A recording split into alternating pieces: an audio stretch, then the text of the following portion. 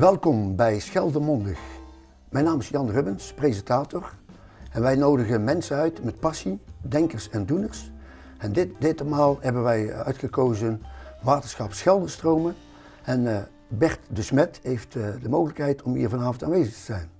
Bert, van harte welkom. Dank u wel. Dank u wel. Ik heb vernomen dat jij dagelijks bestuurder bent van het waterschap. Kun je iets uitleggen over de organisatie zoals waterschap Scheldestromen eruit ziet? Dat kan ik. Aan de ene kant heb je dus het ambtelijk apparaat. Dat zijn de mensen die het werk doen in het veld en op het kantoor. Hè. Die staan onder leiding van een secretaris-directeur. En die heeft zijn afdelingshoofden, wat eigenlijk een soort managementteam is. Ja. En die voeren de taken uit die eigenlijk door het bestuur bepaald worden. Dus aan de andere kant heb je het bestuur. Hè. En het bestuur bestaat uit de algemene vergadering, hè, en het dagelijks bestuur. Het dagelijks bestuur, dat zijn 5 mensen met elk hun eigen portefeuille. En daarboven zeg maar de dijkgraaf. De dijkgraaf is eigenlijk zeg maar, de coördinator of de baas in het dagelijks bestuur. En hoe wordt dan het dagelijks bestuur gerecruiteerd? Die wordt gerecruiteerd uit de algemene vergadering. Dus 1 keer in de 4 jaar heb je verkiezing. De verkiezing.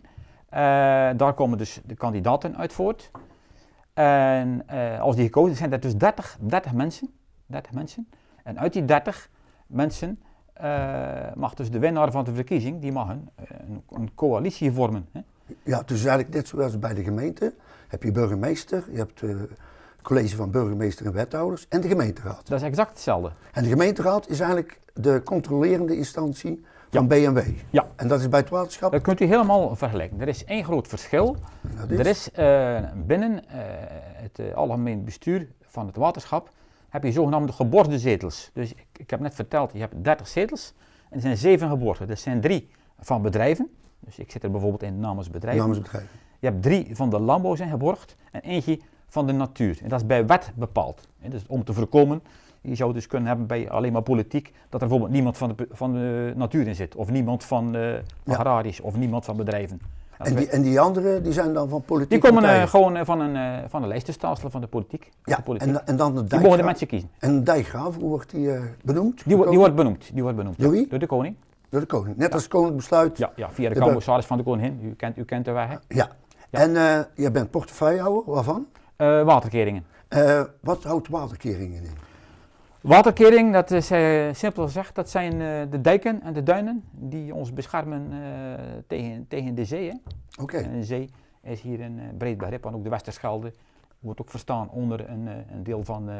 En de Oosterschelde? En de Oosterschelde, ja. Dat zijn allemaal de open verbinding met de zee. Dat noemen we dus de primaire waterkeringen. Ja, en dan is er dus een waterschap, dat heb je net benoemd. Hoeveel waterschappen zijn er in Nederland ongeveer? 23 stuks. 23 stuks. Ja. En dan Scheldestroom, is dat heel Zeeland of is dat nog iets? Ja, we hebben een groot voordeel in Zeeland, omdat het beheersgebied van waterschap Scheldestromen is eigenlijk identiek aan dat van de provincie. Oké. Wat het natuurlijk heel makkelijk maakt qua communicatie en samenwerking met die partijen. Ja, dat is eigenlijk een beetje 1 op 1 dan. Ja. Dat is 1 op 1, dat is heel gunstig voor die samenwerking uiteraard. Hè? En dat loopt goed en dat is natuurlijk dagelijks contact en dat doe jij dan voor de waterkeringen. Precies, ja. precies. En wat zijn dan de waterkeringen precies? Zoals je het zegt, zijn dat dan de zeedijken of alle dijken? De zeedijken en de duinen. Maar ook natuurlijk de binnendijken die in de polder zitten, dat noemen we regionale keringen, die hebben ook een functie soms, zeg maar. Hè. Ja. En die moeten wij dus ook gewoon normaal onderhouden. Ja. Er kunnen ook coupuren zitten, of sluizen, of duikers. En die moeten dus allemaal onderhouden worden. En dan hebben jullie gemalen natuurlijk, om het water eruit te pompen? Ja, om het polderwater af te voeren, naar hetzij de Westerschelde, Oosterschelde in ons geval. Ja. De gemalen. Ja. Ja. En de zuiveringsinstallaties? We hebben in Zeeland hebben we 16 rioolwaterzuiveringsinstallaties, 16 stuks, die ook allemaal dus eigendom zijn van het waterschap en die beheerd worden door het waterschap. Nou heb je zoet en brakwater, hè? Dus brak is een mengsel van zout en zoet. Hoe houden jullie nou dat brakke water buiten? Ja, in feite heeft de zeewering die functie. Hè, ja, maar het kan ook onderdoor gaan. Jazeker. Je hebt altijd een soort wat er onderdoor gaat door de druk. En dat noemen ze dan kwelwater. En hoe hou je dat tegen? Gescheiden?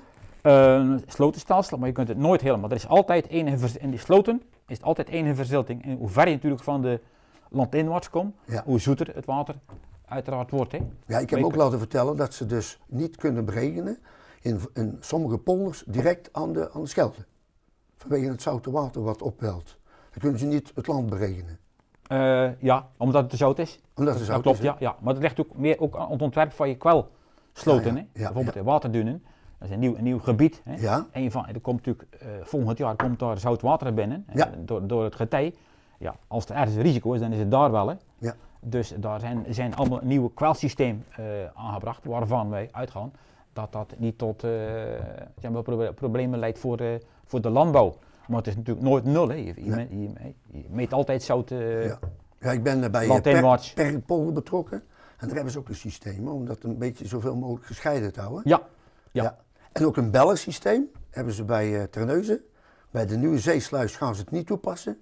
Heb ik me laten vertellen, hè, want die gaat nou beginnen, 2022. Hoe is nou jullie contact van de waterschap Scheldestromen met die projecten? Hè? Dus je zegt al waterdunen, Katzand Maritiem bijvoorbeeld, Ja. De zeesluis, misschien dat je dat even... Katzand Maritiem hebben wij eigenlijk het hele project mogen uitvoeren, dus 100%. Oké. We hebben ook een deel van de gemeente Sluis mogen uitvoeren, zeg maar de ruimtelijke inrichting van het gebied Katzand. Van de jachthaven BV. De jachthaven hebben we mogen aanleggen met de stekdammen. Waarom mochten we dat? Omdat dat natuurlijk voor hen ook voordelig was. Omdat we dat konden combineren met de kustversterking al daar. Katzand was het laatste onderdeel van de zwakke schakel in Vlaanderen. En door te combineren was voor alle partijen wat goedkoper dan ieder afzonderlijk zijn eigen gang zou gaan.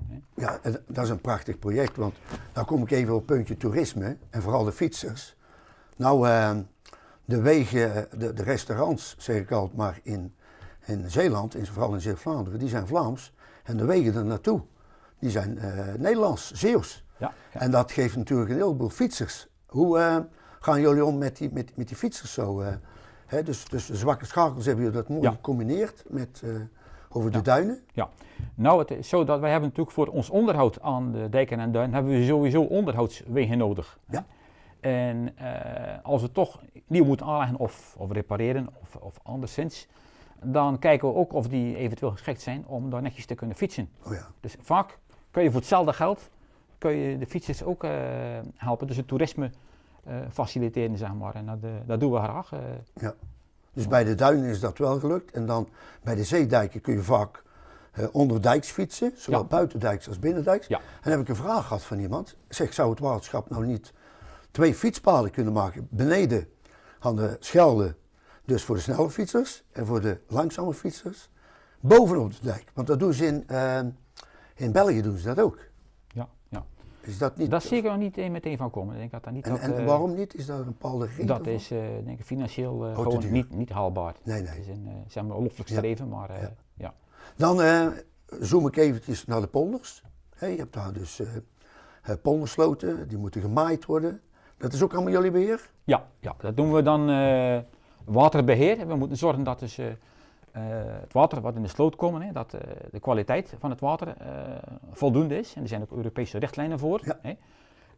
Daar voldoen we niet altijd aan, maar het is wel het streven dat we daar op termijn al die normen moeten gaan voldoen. En dat doen we bijvoorbeeld door het inrichten van natuurvriendelijke oevers. Weet je, in plaats van gewoon, hoe noemen ze dat, beschoeiing, rechtaan, Ja. zie je steeds meer met een schuin taluut waarop beplanting zich kan nestelen. En beplanting zorgt ervoor uiteindelijk dat de kwaliteit beter wordt. Ja, dat zie je prachtig. Hè? Af en Waardoor toe de bij visstand visstand. beter wordt. En we moeten ook zorgen voor een goede doorloop, dat de water niet wel inderdaad overal door kan lopen. Ja. Dus, Nou zie ik wel eens een sloot, Bert, die van de ene kant wel gemaaid is en van de andere kant niet. Is dat toeval? Of is dat dan je landeigenaar die het de ene oever moet doen en dan het waterschap de andere? Of hoe er zijn het zit? plastische afspraken, maar dat kan zijn met de uitvoeringsplanning Oké. te maken. Dat ze Ja. de ene kant ene dag de binnenkant toe van de sloot en de andere kant doen ze van de landzijde. Dat is Ja. eigenlijk, laten we eigenlijk aan de uitvoering over. Dus ik snap, als er te veel water valt, dan moet dat afgevoerd worden.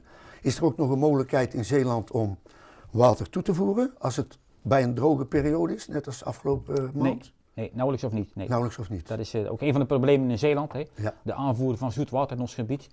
Dat is toch een probleem en daar zitten we aan het kijken of we daar oplossingen voor kunnen vinden. Want in Ja. de toekomst wordt dat alleen maar sterker, dat probleem. Ook door de klimaatverandering die we voorzien. Zal de zeespiegel stijgen, krijg je dus nog meer druk van zoutwater wat in het land komt. Je hebt ook bodemdaling die plaatsvindt. Oh ja. Dat versterkt elkaar. Hè. Maar dat is allemaal ten nadele van zoet water. Dus we zullen eigenlijk steeds moeten zoeken naar een mogelijkheid om zoet water naar hier te brengen. Dat kan. Dat kan je bijvoorbeeld uit Brabant, uit de Rode Vaart halen. Maar dat kost kapitalen. Ja. Dus we zullen wat slimmer moeten zijn om het op andere manieren ook hier te krijgen. En dat is gewoon eigen aan Zeeland, hè, met de Oosterschaal, de Westerschaal. Het is allemaal zout wat eraan komt. Ja. Nou, het is natuurlijk een andere mogelijkheid dat we minder water afnemen. En dan heb je een prachtige zandloper bij. Kijk, leg uit. Want jullie doen ook scholen groep 7 en 8. Ja. En dan doen jullie voorlichting van duurzaam. Ja, we proberen de mensen te stimuleren om zo weinig mogelijk water te gebruiken. Dat kan zijn een beetje zuinig zijn met de douche thuis. Of Vandaar die zandloper dat natuurlijk. je niet onbeperkt je tuin gaat besproeien, omdat je gras een beetje groener moet zijn. Of je auto een halve dag staat te wassen. Dat is eigenlijk een beetje een verspilling van zoet water. Dat is gewoon... Ja, en zeker als je gaat douchen, want er zit dan nog een hoop verwarming en een hoop energie in. Hè? Dat werkt allemaal dubbel op. Hè? Ja, want dat is waterschap ook een taak. We willen uiteindelijk streven ook naar om zo weinig mogelijk energie te gebruiken. Ja, ik heb me wel laten vertellen dat er water naar Klingen gestuurd wordt, gepompt wordt. En dat wordt dan ook gebruikt als drinkwater en proceswater voor de kanaalzone. Hè? Ja. Zijn jullie daar ook bij betrokken? Of is dat nee, dat apart. Dat gaat via Evides. Nee. Evides. En Evides, dat is het drinkwater. Evides is het drinkwaterbedrijf en die zorgen dat dus de industrie, met name de kanaalzone natuurlijk, een Dow Chemical, een Yara, een Cargill enzovoort, dat die dus voorzien worden van proceswater ook. Ja. En dan zijn er dus 23 waterschappen in Nederland. Zijn die dan ook nog verenigd? Want volgens mij heb je 388 Nederlandse gemeentes. En die zijn verenigd in de Verenigde Nederlandse Gemeentes. Ja. En die zijn pas geleden in Goes bijeen geweest, heb ik gehoord. Hebben jullie ook zoiets? Wij hebben ook zoiets, dat heet de Unie van Waterschappen. Unie van Waterschappen, die ook een eigen bestuur. En betekent dat al die waterschappen samenwerken op allerlei terreinen. Ja. En dan moet je ook dikwijls naar een vergadering toe natuurlijk. Dat klopt, we hebben landelijke vergaderingen, dat is heel leuk. Dan zie je collega's en je leert heel veel van elkaar. Dus, hè. Hoe beschermen ze tegen de zee in Groningen of Friesland?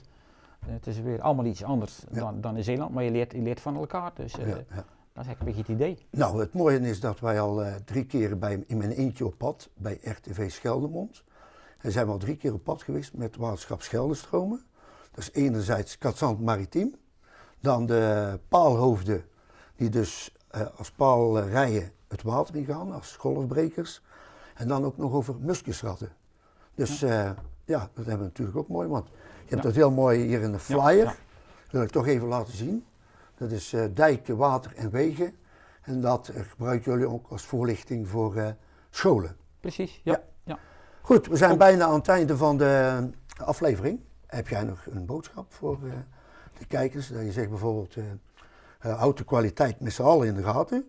Bijvoorbeeld, er kan schuim opleggen, er kan front te weinig zijn, er kan een dode beest in liggen. Waar moeten ze zijn voor het te melden? Is dat centraal geregeld? Dat is centraal geregeld. Als je in het buitengebied woont, is dat via de opzichters. Nou, de landbouwers die kennen de opzichters. En als je gewoon in de stad of dorp woont, dan moet je gewoon Scheldestromen zelf bellen. Ja, en dat is een heel sterke punt, denk ik. Want er zijn natuurlijk provinciale ambtenaren en ook gemeentelijke ambtenaren van Rijkswaterstaat. Maar ik heb wel vernomen dat er heel veel contact is met de mensen die kantonier zijn. Die dijk in de gaten houden, onder jouw leiding begrijp ik dan. Maar ook muskusrattenvanger. En eigenlijk kennen ze ieder slootje en ieder sloot en ieder kanaal en iedere waterweg. Dat klopt. Geweldig. Dat klopt. Nou, zullen we het daarbij laten? Ja. Dan dank je hartelijk voor je komst hier. En heb je nog een toekomstvisie van je zegt van nou, daar gaan we werken? We moeten vooral nog werken aan het bewustzijn van de mensen dat waterveiligheid niet gratis is. Hè. Nee. Het lijkt alsof er hier niks kan gebeuren. Hè. We hebben natuurlijk onze dijken zijn op sterkte. Dat is geen acuut probleem.